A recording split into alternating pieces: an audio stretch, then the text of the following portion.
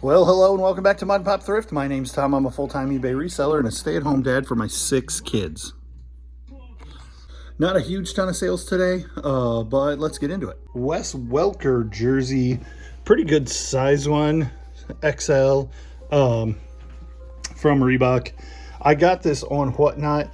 I got it for $10, and I'd already bought a handful of other things, so it went for, so it's free shipping.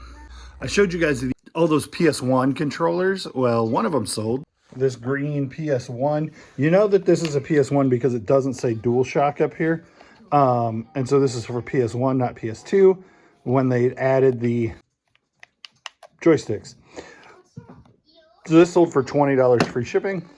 I don't deal with 45s very much, but I thought this would sell immediately when I listed it. Really nice, clean version of Jefferson's airplane, and it sold for $10 free shipping and took months. I may have said, hey, this guy sold on a video and then not ended up showing him at all. It was a retro truckload sale. I've had him since 1st of October. He's got a broken hand, but he has his gun. Sold for $16 plus shipping. And then this chamois, but not spelled like you think. Chimleys. I mean, I guess that's how you spell it, but like if I say chamois to my talk to text, I have to say chimleys in order to get it to show up as the right word. Anyway, flannel that's not plaid. 5 brother, not 5 brothers, 5 brother, XL, chamois, flannel, men's work shirt. Did I pay $3 for it the other day at Helping Hands? Sold for $13.50 plus shipping. This Oshkosh shirt that I'm currently wearing, I picked up yesterday for $8. That's weird when I get the shadow on my face. I paid $8 for, and I think I'm going to keep it. It does actually fit. Paid like $12 for like 40 of these kind of signs at a high bid auction, so I got like nothing into them. This one just sold for $8 plus shipping on offer. And the white controller for the PS1. This is for the PSONE as opposed to the PS1, which is different. But this is a pretty desirable controller amongst PS1 controllers, which are not hugely desirable, because in order to have the more rare white one complete in box, you have to have this controller as opposed to this controller and as opposed to this controller, which are all PS1 controllers. This sold for $16.99 free shipping. So here's the Sitch Melody Boss stick. I have orange juice in my van, but the post office hasn't picked up my mail handler. I missed Saturday. That was my bad. And then my post office, my mail handler texted me and said she's going on vacation this week and they have not done pickups for my stuff the Monday or today. So I have like 50 packages. And so this is what I'm trying to do. I'm going to take them in and put them in the drop box, but I got to do the stroller and the wagon for Ruby. We're going to be quite the spectacle, I think. So these will get picked up at 1 o'clock today, and I'm putting in basically one at a time, 50 something packages, but I won't be doing 50 one at a time because I'll have a bunch of, like, this was like the big stuff. So I'll have a handful that will go all at once. I'll have a couple that I won't even be able to do here, and maybe I'll just take them to the desk, but hopefully that's 1 or 2, because if I go to the desk with 50, you know, they'll be snippy. So trip number 2. Trip number 3, it's about finding a way to get it done instead of having to find an excuse for it not being done, right? I mean, we're just working, making it work.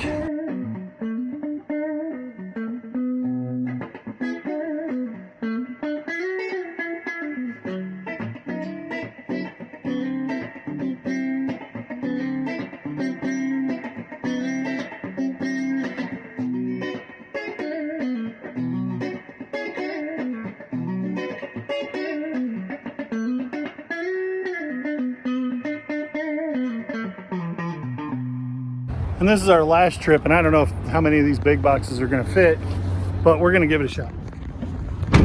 So we started at 12:50, and I sat back down at 1:05. So in the middle of the Tuesday afternoon, it took exactly 15 minutes to make a bunch of round trips, dropping off packages into the drop box with a baby in tow.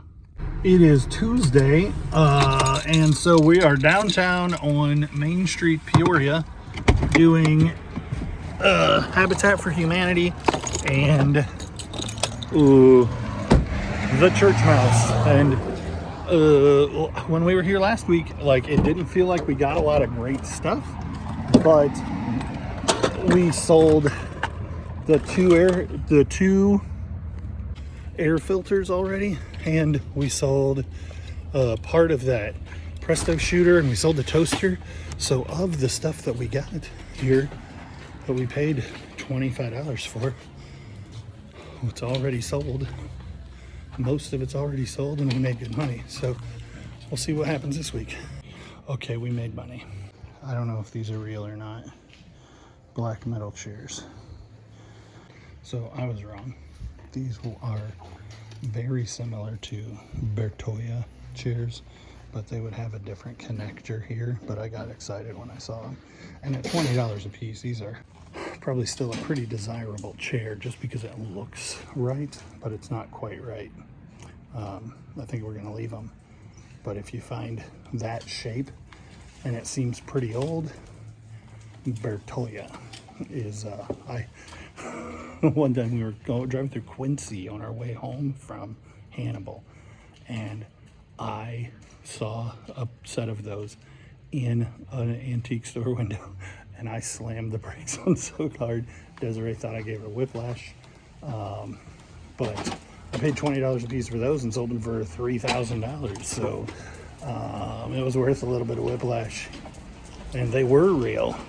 Bunch more trophies. We got that shooting trophy here last time. None of those have metal toppers, and the Pinewood Derby and that stuff is not quite as collectible as motorcycle racing, actual car racing, or like guns that, you know, just big man burly stuff. Here's a problem with making this a once a week kind of thing. Like, if you find something, it's going to be pretty awesome, but this is all the same stuff. There seems to be exactly one new item in this aisle that wasn't here last time. A red KitchenAid coffee maker. I don't think I would mess with the whole thing, but if I buy it, the carafe may be worth selling. So we're gonna look it up. So yeah, the thing as a whole would sell for maybe 50 bucks if I cleaned it up like crazy, and it wouldn't be worth what it would take to clean it up. But the carafe, there's one listed, 5 sold, and the one that is listed is $30 plus shipping, and the ones that are sold are like $30 free shipping. George Baird is a name worth noting. This is assumably a trivet, or maybe it's a part of something, but I'm gonna look and see if I can find a George Baird trivet. So that thing didn't come up to be much, which isn't shocking. But if you find like clear glass drinking glasses with like some kind of funky design on them, like any of the stuff behind me, but it would have some like geometric mid-century modern design, and it says that has that signature on it, George Baird, worth picking up. Another cassette storage thing that'll be $1 or $2. Ruby's cooperating a lot better today, so I might take a better look at this DVD player. It's probably worth getting, as long as it doesn't eat tapes and like it does, and the DVD tray opens and closes. Okay, so it seems to play VHS fine. It plays, you can't really test whether it plays DVDs. It does accept the DVD. It doesn't freak out over here, but you can't progress without the remote. Even inside this door, there's no buttons. So depending on how much it is, like if it's $10, I'm on the fence. If it's less than $10, I'm probably good, because I think if I pay $20 for the remote and then I'm $30 in, I can probably sell it for $100 plus shipping. But there are 2 listed, not sold, that are no remote, $80, but they're not sold. The only one that's sold is $10, untested, no remote, on auction. So I was digging to make sure the remote wasn't in there, and I found these two Blondie 8-tracks, and this is a Sony remote, but it's not worth anything. Okay, so I'm the bad guy, just so you know. I just got peppered with lowball offers on a Toby Keith shirt that I've had listed forever. So the first thought I had was, he's been sick for a while. I bet he died in the last couple hours because I'm getting peppered with offers on this shirt. So I ended it and relisted it for about twice what I had it for. I had it at 17 and I ended it and listed it at 30. It was 17 plus shipping, now it's 30 free shipping. Mostly I ended it and relisted it to make sure that it's the top of the algorithm if people are looking for Toby Keith stuff. But also it's worth more today, and I blocked the guy who was aggressively moving up a quarter at a time every time I declined his offer, because that's a waste of my time. We spent $18 at the Habitat store. I'll make that back probably on the cassette storage and or the Blondie cassettes. I don't know how much the Blondies are worth, but then I'll probably buy a remote to seriously test that VCR. So then it was $10, and then we'll make money on that carafe too. So no home runs, but good quality stuff to sell. Now let's go in the church mouse. We've only got a handful of minutes. And so that's the same notion here. There's just not enough stuff coming in for them to sell through enough stuff to make it worth your time to come in every once a week, because this is exactly the same stuff as it was last week.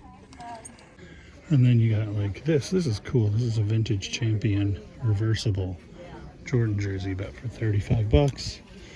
This is Fowler, who was a Cub, Ventura, and they're all $35, which is just, it's a price where it's not even worth saying, hey, if I buy them all, would you come down half price? I wouldn't even buy them at half price. I was literally just about to say a whole lot of the same, not much, which is still true. But then I saw this.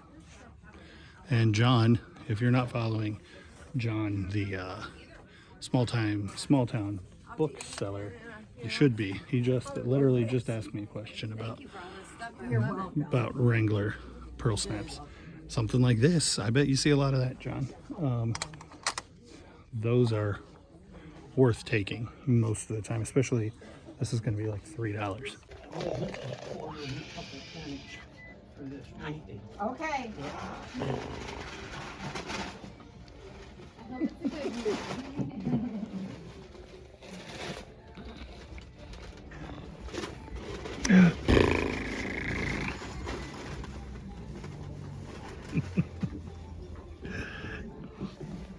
We found this George Washington University hat for red, or $1. So maybe $5 out the door, and I mean, that's making money for sure. Up online, we thought, well, we'll make a day out of it. Your prices are pretty reasonable. If you find a transoceanic radio for not $125, they're pretty good. I've sold them before, but it's a little bit of a booger ship. You gotta kind of pad the inside. So this is the dilemma that I've had for a long time, but like you guys are seeing it now because I'm doing this longer thrift route thing. Like, this is 25 minutes from my house. I've got to go get the kids from school, and I'm supposed to be there in 5 minutes, and it'll probably take me almost 15 to get there. Just the line was moving so slow. But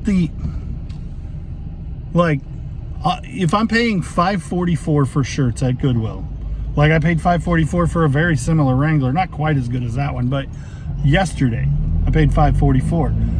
That one I paid $3.50, so let's call it a $2 difference. But I left with 15 items. I left there, I saved $2 on, that shirt, buying it at the local mom and pop thrift store. But I left with 2 items, and I can't make a living if I'm only sourcing 2 items a day, or even how many did I get at the other store? 4 items, 5. The 8 tracks will sell together, tape storage, coffee maker, VCR.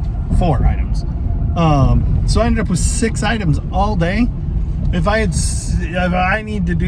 would need those 6 items to be $50 a piece to even come close. So Goodwill, for all its faults and foibles, like, I can get enough stuff to make it worth taking the time to shop there. But when I drive, it's almost an hour round trip. Even though it's the town that I live in, it's the far other end of the same town that I live in. It takes me 25 minutes to get down here and 25 minutes to get home. That's a 50-minute round trip, and I end up with 6, 7 items, which is that's half of a day's worth of work, but it takes all day to get it. So if I pay a little bit more at a Goodwill that's 10 minutes from my store, and I end up with 25 or 30 items, or even 15, then that's a day's worth of work to do, instead of spending, what did I spend, 22 and ended up with 6. I'd rather spend 100 and end up with 14, 15, 20. It just makes more sense. If you're trying to do it full time, you have to do it at some level of volume, and driving to these little piddly stores where I pick up 2 or 3 pretty good things, I'm just not sure I can justify it. Well, that's going to do it for us for the day. Nothing else exciting happened. So thanks for watching. Don't forget to like the video, and we'll catch you on the next one.